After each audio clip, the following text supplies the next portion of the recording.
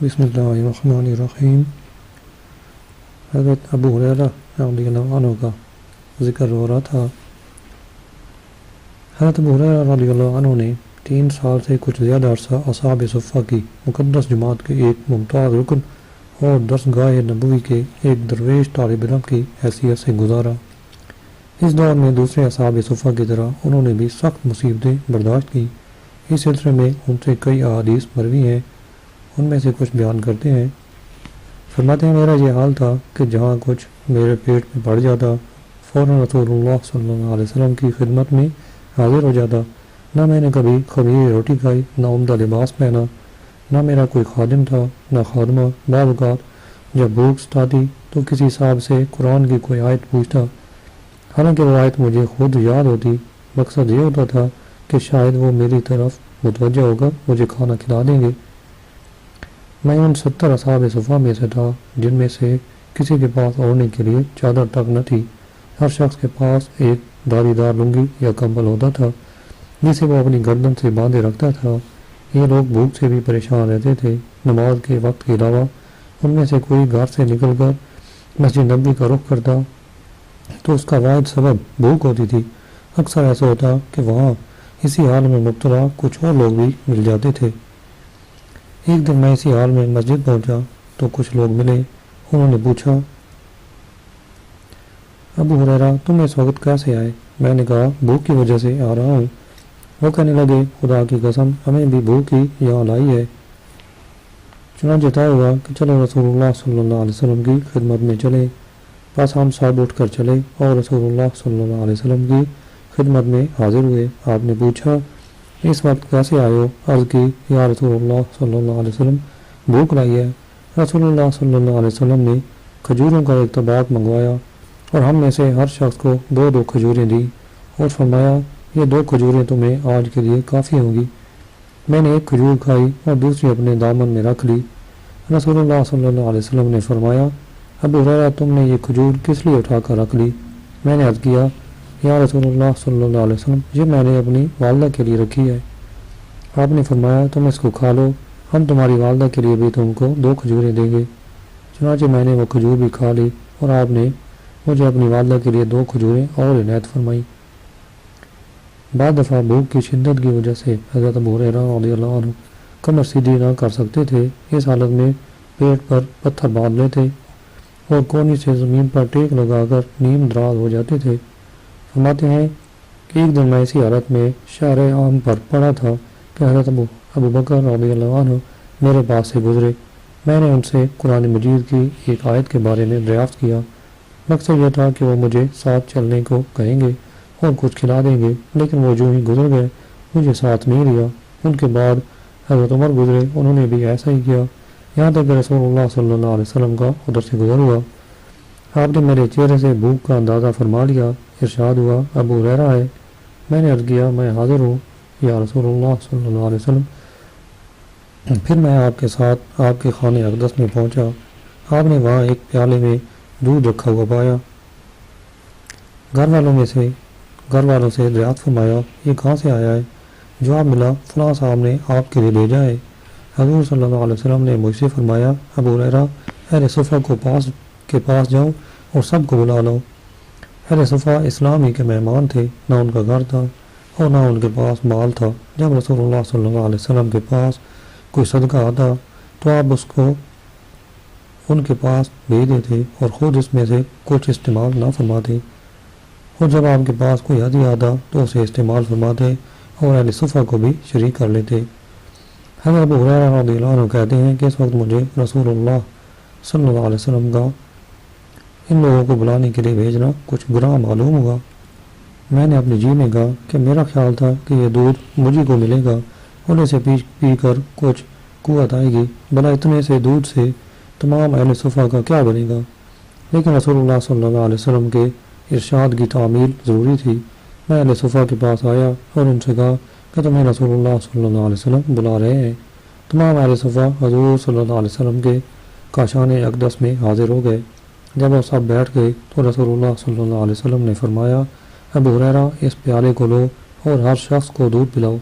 میں باری باری ہر شخص کو دودھ پلانے لگا ان میں سے ہر شخص نے خوب سیر ہو کر دودھ پیا، یہاں تک کہ میں نے سب کو فارغ کر دیا اور باقی دودھ رسول اللہ صلی اللہ علیہ وسلم کی خدمت میں پیش کیا۔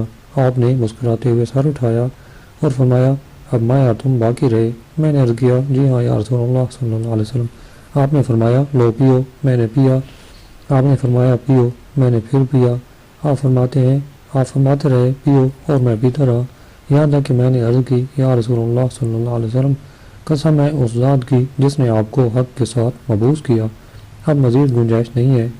بس وہ باقی دودھ آپ صلی اللہ علیہ وسلم نے لے لیا اور خود نوش فرمایا۔ فرماتا ہے، ایک دفعہ جب کہ مجھے سخت بھوک لگی ہوئی تھی، میں حضرت عمر بن خطاب کے پاس پہنچا۔ اس وقت وہ نماز کے بعد تسبیحات پڑھ رہے تھے۔ میں ان کے پاس کھڑا ہو گیا اور انتظار کرنے لگا۔ جب وہ فارغ ہو گئے تو میں نے قریب جا کر کہا کہ مجھے قرآن مجید کی چند آیتیں پڑھا دیجیے۔ میرا مقصد یہ تھا کہ حضرت عمر رضی اللہ عنہ مجھے کھانے کی دعوت دیں گے، لیکن انہوں نے صرف اتنا کیا کہ مجھے سورہ آل عمران کی چند آیتیں پڑھا دیں۔ پھر ہم دونوں وہاں سے چل پڑے۔ جب حضرت عمر رضی اللہ عنہ اپنے گھر کے پاس پہنچے تو وہ مجھے دروازے پر چھوڑ کر اندر داخل ہو گئے۔ میں نے دل میں خیال کیا کہ شاید وہ کپڑے بدلیں گے اور پھر مجھے کھانے کے لیے بلائیں گے، لیکن جب کافی دیر ہو گئی اور میں نے کچھ نہ پایا تو واپس چل پڑا۔ سامنے سے رسول اللہ صلی اللہ علیہ وسلم تشریف لا رہے تھے۔ آپ مجھ سے باتیں کرنے لگے اور فرمایا، ابو ہریرہ، تمہارے منہ سے یہ سخت بو کیسی آ رہی ہے؟ معلوم ہوتا ہے تم روزے سے ہو۔ میں نے عرض کیا، ہاں یا رسول اللہ صلی اللہ علیہ وسلم، میں بغیر افطار کے مسلسل روزہ سے ہوں اور کوئی ایسی چیز میرے پاس نہیں ہے کہ میں اس سے روزہ افطار کروں۔ آپ نے فرمایا، میرے ساتھ چلے آؤ۔ میں آپ کے ساتھ چلتا گیا یہاں تک کہ آپ اپنے گھر پہنچ گئے۔ آپ نے اپنی ایک سیاہ فام حبشی باندی کو پکارا اور سے فرمایا کہ وہ پیالہ لاؤ۔ وہ پیالہ لے آئی۔ اس میں کچھ تھوڑا سا بچا ہوا کھانا تھا، شاید وہ جو کی پکی ہوئی کوئی چیز تھی۔ پیالہ میں جو کھانا تھا آپ صلی اللہ علیہ وسلم تناول فرما چکے تھے، البتہ تھوڑا بہت کناروں کے ساتھ لگا ہوا رہ گیا تھا۔ میں نے بسم اللہ پڑھی اور سمیٹ کر کھانے لگا، یہاں تک کہ اسی سے شکم سیر ہو گیا۔ حضرت ابو ہریرہ رضی اللہ عنہ سخت فقر و افلاس کے باوجود حریص نہیں تھے اور صبر کا دامن ہاتھ سے نہیں چھوڑتے تھے۔ جو کچھ کھانے کو مل جاتا اسی پر قناعت کرتے، جب کچھ بھی نہ ملتا تو روزہ رکھ لیتے۔ ایک دن صبح کے وقت ان کے پاس 15 کھجوریں تھیں۔ انہوں نے 5 کھجوروں سے روزہ افطار کیا، 5 سحری کے وقت کھا کر روزہ رکھ لیا اور 5 روزہ افطار کرنے کے لیے باقی رکھ لی۔ ارباب سیر کا بیان ہے کہ اکثر ایسا ہوتا کہ حضرت ابو ہریرہ رضی اللہ عنہ بھوک کی شدت کی وجہ سے حضرت عائشہ صدیقہ رضی اللہ عنہ کے حجرے اور منبر رسول کے درمیان غش کھا کر گر پڑتے۔ آنے والے بعض لوگ ان کو مجنون سمجھ کر ان کی گردن پر پاؤں رکھ دیتے۔ حضرت ابو ہریرہ سر اٹھاتے اور کہتے، میں مجنون نہیں ہوں بلکہ بھوک کی وجہ سے مجھے غش آ گیا ہے۔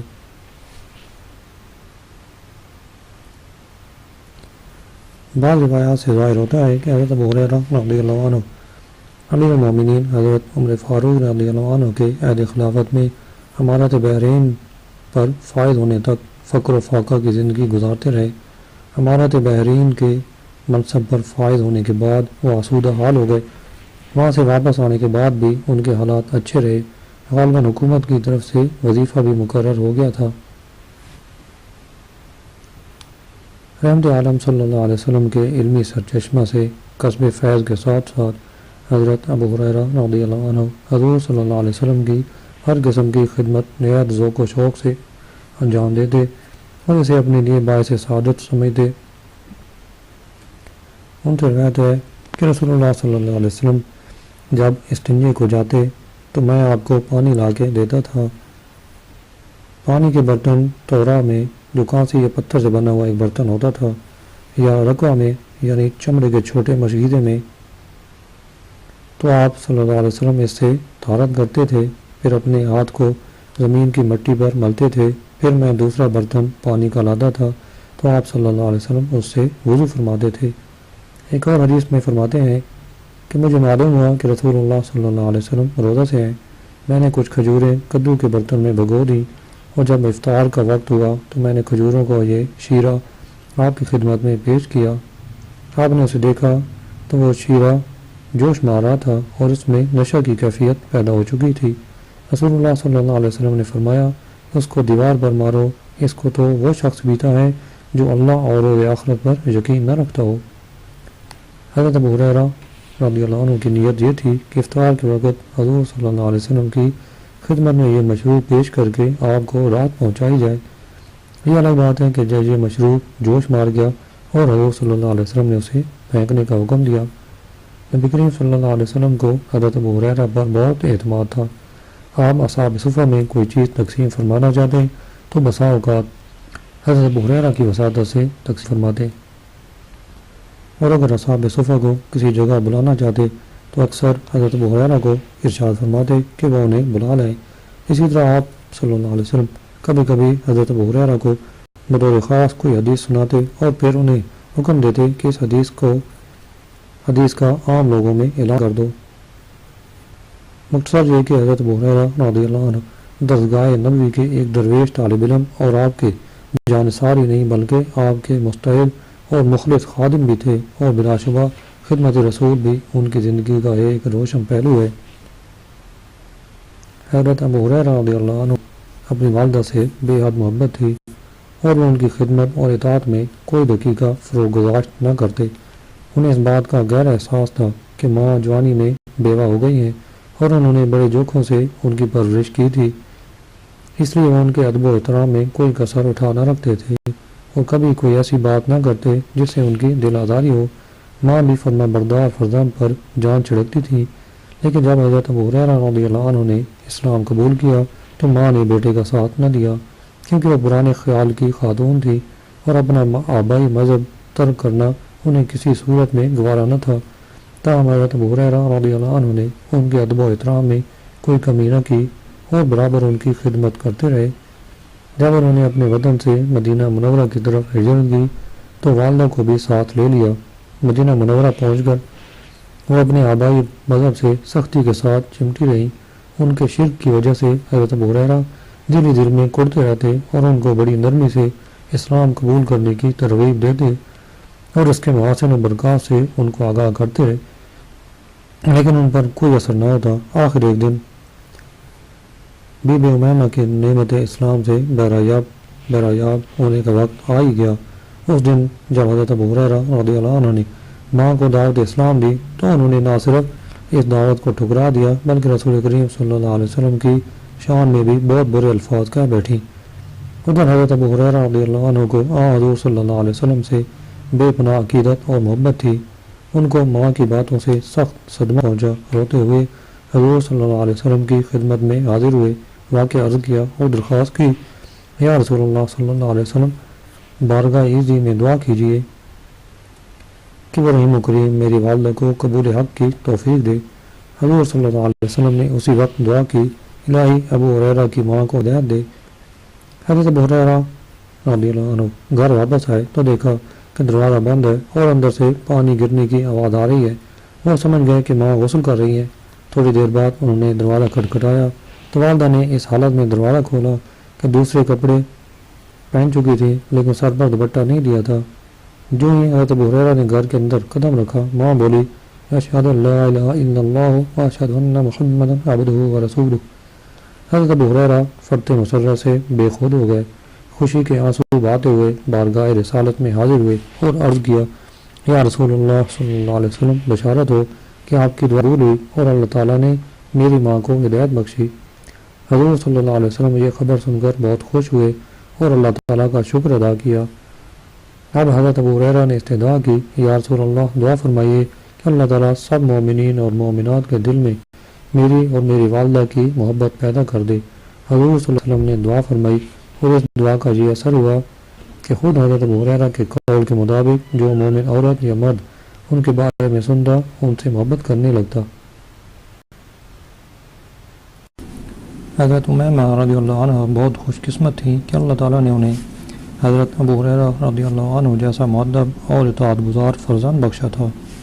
وہ والدہ کی خدمت میں حاضر ہوتے تو کہتے، السلام علیکم یا امتاہ ورحمۃ اللہ وبرکاتہ، تو ان کی والدہ جواب دے دیں، وعلیکہ یا ابنیہ ورحمۃ اللہ وبرکاتہ۔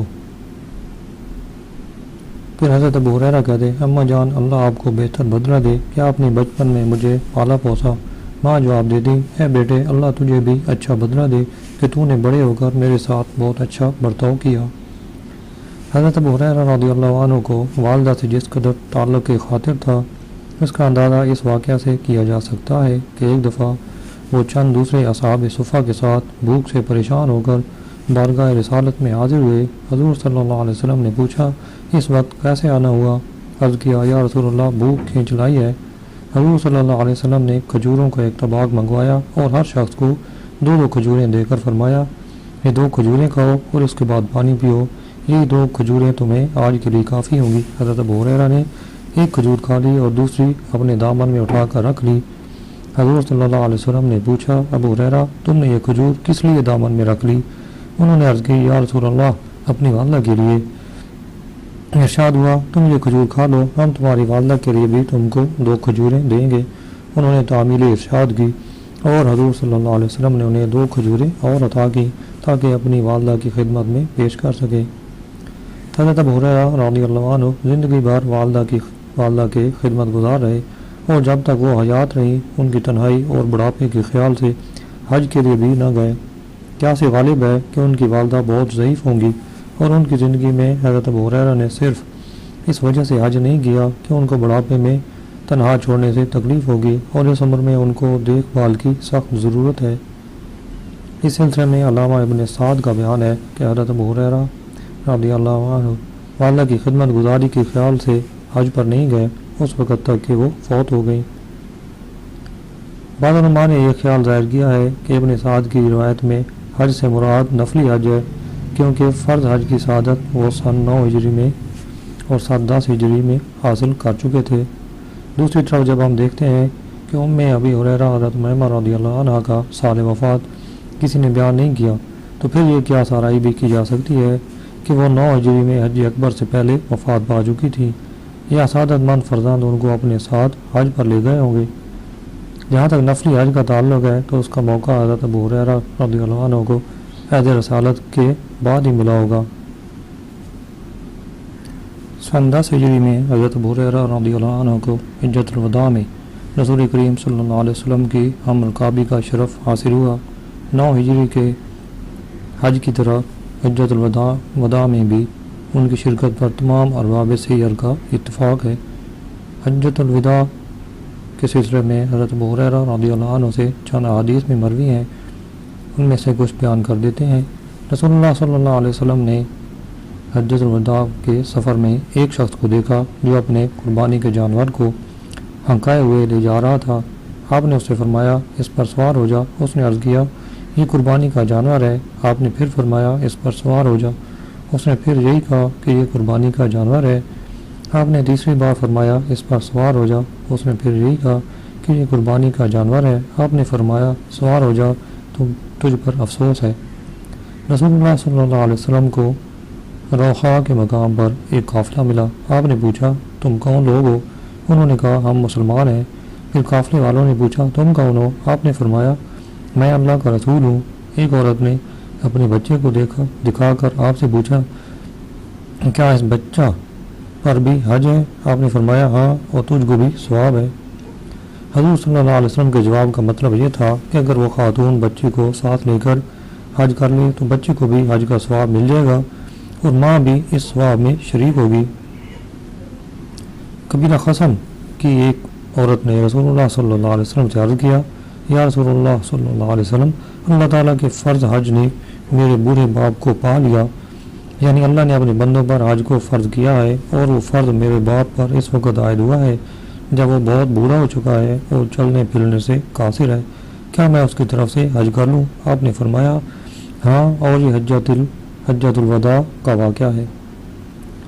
رسول اللہ صلی اللہ علیہ وسلم تشریف لائے تو مکہ میں داخل ہونے کے بعد سب سے پہلے حجر اسود کے قریب پہنچ کر آپ نے اس کا استلام لیا، پھر آپ نے طواف کیا، پھر صفا پہاڑی پر آئے اور اس کے اتنے اوپر چڑھ گئے کہ بیت اللہ نظر آنے لگا، پھر آپ نے ہاتھ اٹھائے جس طرح دعا میں ہاتھ اٹھائے جاتے ہیں اور پھر جتنی دیر تک آپ نے چاہا دعا میں مشغول رہے۔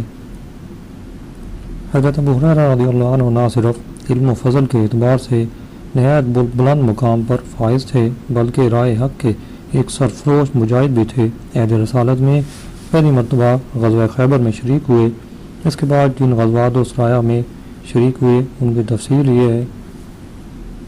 غزوہ وادی القریٰ، یہ غزوہ محرم سن 7 ہجری میں غزوہ خیبر کے بعد پیش آیا۔ بعد میں اس غزوے کو مہم فدق کا نام دیا ہے۔ فدق وادی القریٰ ہی کی ایک بستی ہے، اس لیے اس کو غزوہ وادی القریٰ کہہ لیں یا غزوہ فدق، اس سے فرق نہیں پڑتا۔ وادی القریٰ خیبر اور تیماہ کے درمیان واقع ہے۔ اس زمانے میں یہ بہت سرسبز شاداب جگہ تھی۔ وادی القریٰ بالخصوص فدق میں بہت سے یہودی آباد تھے۔ علامہ شبلی کا بیان ہے کہ جب خیبر کی فتح کے مان بعد حضور صلی اللہ علیہ وسلم فدق کی طرف بڑھے تو ان لوگوں نے لڑے بغیر نصف زرعی پیداوار سالانہ پر صلح کر لی۔ اس غزوہ میں حضرت ابو ہریرہ رضی اللہ عنہ نبی کریم صلی اللہ علیہ وسلم کے ہم رکاب تھے۔ خود انہی سے روایت ہے کہ جب ہم رسول اللہ صلی اللہ علیہ وسلم کے ساتھ خیبر سے وادی القریٰ گئے تو ہم اسبل میں ٹھہرے۔ اس کے بعد ہے غزوہ ذات الرقاع، اس کو غزوہ نجد بھی کہا جاتا ہے۔ بعض روایتوں میں اس کا سال وقوع 4 ہجری یا سن 5 ہجری بیان کیا گیا ہے، لیکن جمہور ارباب سیر و حدیث بشمول امام بخاری نے اس کا سال وقوع غزوہ خیبر کے بعد بیان کیا ہے۔ غزوہ خیبر محرم سن 7 ہجری میں پیش آیا اور غزوہ ذات الرقاع بھی اسی سال پیش آیا۔ اس کی سب سے بڑی دلیل یہ ہے کہ اس غزوے میں حضرت ابو ہریرہ اور حضرت ابو موسیٰ اشعری رضی اللہ عنہ شریک تھے۔ حضرت ابو ہریرہ رضی اللہ عنہ غزوہ خیبر کے اختتام سے کچھ ہی پہلے بارگاہ رسالت میں حاضر ہوئے اور حضرت ابو موسیٰ اشعری اس وقت خدمت نبی میں حاضر ہوئے جب خیبر فتح ہو چکا تھا۔ سیرت کی کتابوں میں اس غزوے کے جو حالات بیان کیے گئے ان کا خلاصہ اس طرح ہے۔ نبی کریم صلی اللہ علیہ وسلم کو اطلاع ملی کہ بنو غطفان کچھ اور قبیلوں کو اپنے ساتھ ملا کر مدینہ منورہ پر حملہ کرنے کی تیاری کر رہے ہیں۔ آپ نے باختلاف روایت حضرت عثمان غنی رضی اللہ عنہ یا حضرت ابو الغفاری رضی اللہ عنہ کو مدینہ میں اپنا قائم مقام بنایا اور 400 صحابہ کو ساتھ لے کر ان کی سرکوبی کے لیے نجد کی طرف روانہ ہوئے۔ مدینہ سے 2 دن کے فاصلے پر آپ نے بنو غطفان کے علاقے میں ایک ایسے میدان میں پڑاؤ ڈالا جس کے ارد گرد سیاہ، سفید اور سرخ رنگ کی پہاڑیاں تھیں۔ اسلامی لشکر کی آمد کی خبر سن کر بنو غطفان اور دوسرے قبائل منتشر ہو گئے اور کوئی لڑائی پیش نہ آئی۔ البتہ آپ نے اس موقع پر صلاۃ خوف یعنی حالت جنگ والی نماز پڑھی۔ ذات الرقاع کے سفر میں مسلمانوں کو سخت مشکلوں اور تکلیفوں کا سامنا کرنا پڑا۔ راستہ پتھریلا اور دشوار گزار تھا اور اس میں جگہ جگہ کانٹے دار جھاڑیاں اور درخت تھے۔ ادھر مسلمانوں کے پاس سواری کے جانور بہت کم تھے۔ 6 آدمیوں کے پاس ایک اونٹ تھا جس پر وہ باری باری سوار ہوتے تھے۔ اس طرح ان کے پاؤں زخمی ہو گئے۔ حضرت ابو موسیٰ اشعری رضی اللہ عنہ سے روایت ہے کہ ہم لوگ رسول اللہ صلی اللہ علیہ وسلم کی معیت میں نکلے۔ ہم 6 آدمیوں کے پاس ایک ہی اونٹ تھا جس پر باری باری سوار ہوتے تھے، اس لیے ہمارے پاؤں چھلنی ہو گئے۔ میرے دونوں پاؤں زخمی ہو گئے اور ناخن جڑ گیا، چنانچہ ہم لوگ اپنے پاؤں پر چیتڑے لپیٹے رہتے تھے، اس لیے اس کا نام ذات الرقاع یعنی چیتڑوں والا پڑ گیا۔ اس غزوے میں حضرت ابو ہریرہ رضی اللہ عنہ کی شرکت کے بارے میں کوئی اختلاف نہیں۔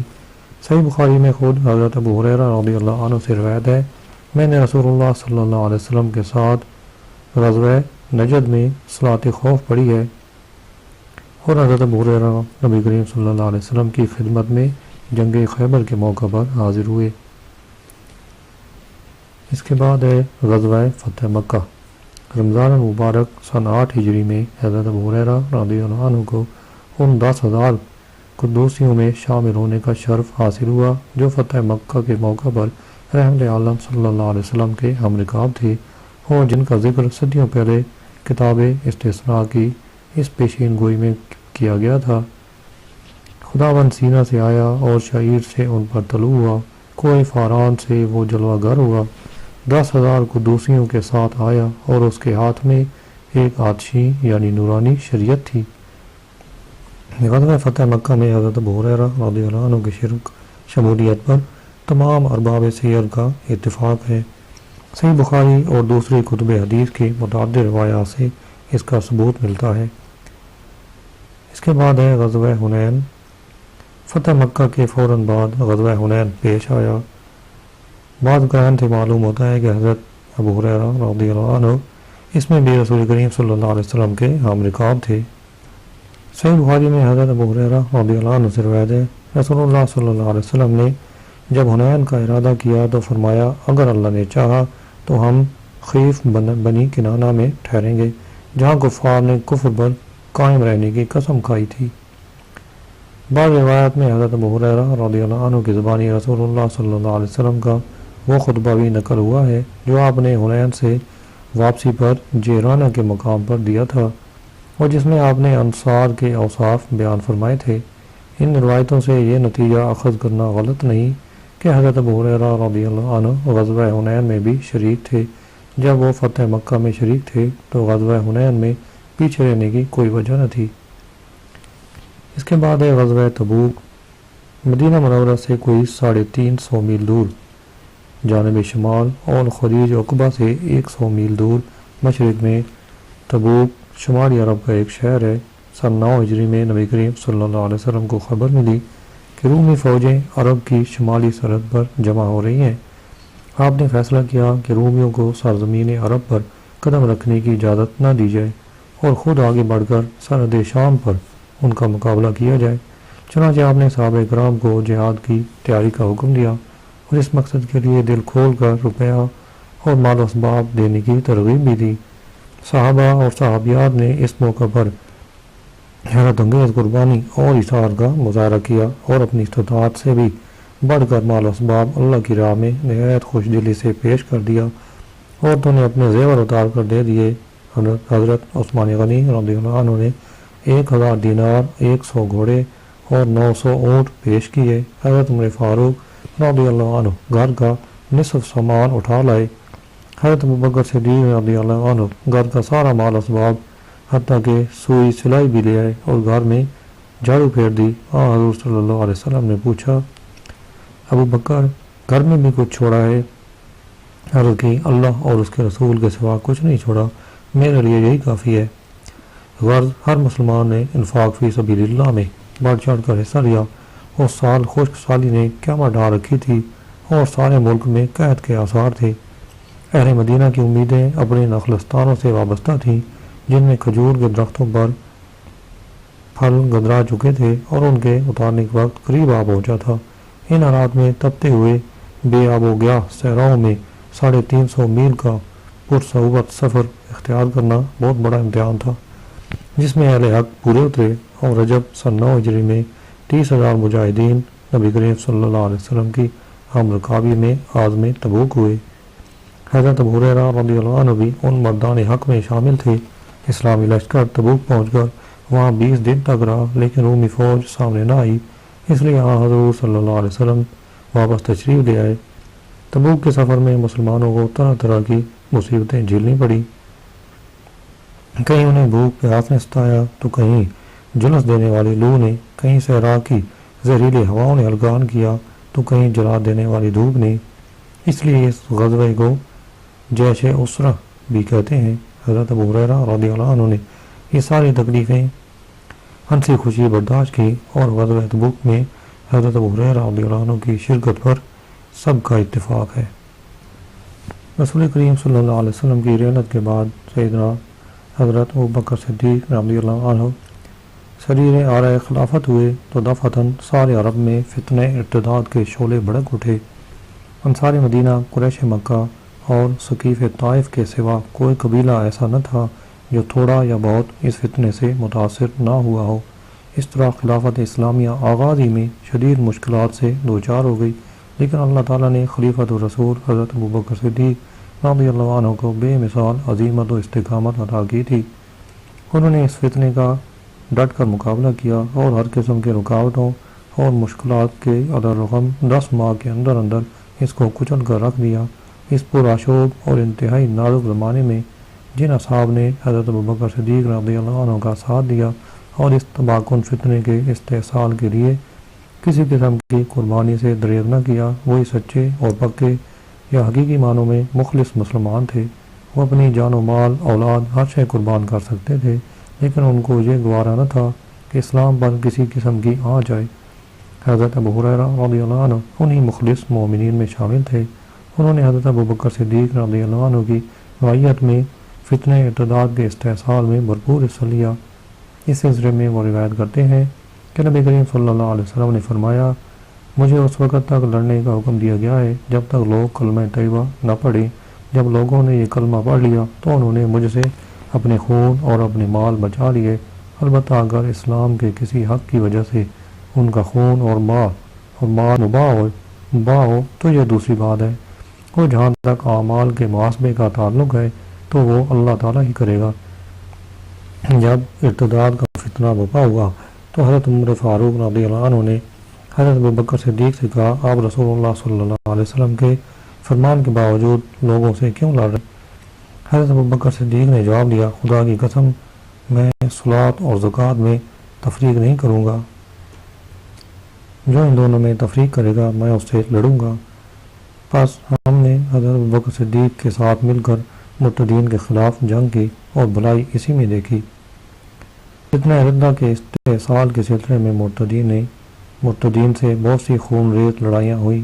ارباب سیر نے یہ تصریح نہیں کی کہ حضرت ابو ہریرہ رضی اللہ عنہ کس لڑائی میں شریک ہوئے، البتہ یہ بات ثابت ہے کہ ان کا شمار ان صحابہ کرام میں ہے جو الردہ یعنی فتنہ ارتداد کے استحصال میں خلیفۃ الرسول حضرت ابوبکر صدیق رضی اللہ عنہ کے دست و بازو بنے، اور جنہوں نے اسلام کی کشتی کو گرداب بلا سے نکالنے کے لیے اپنی جانوں کی بازی لگا دی۔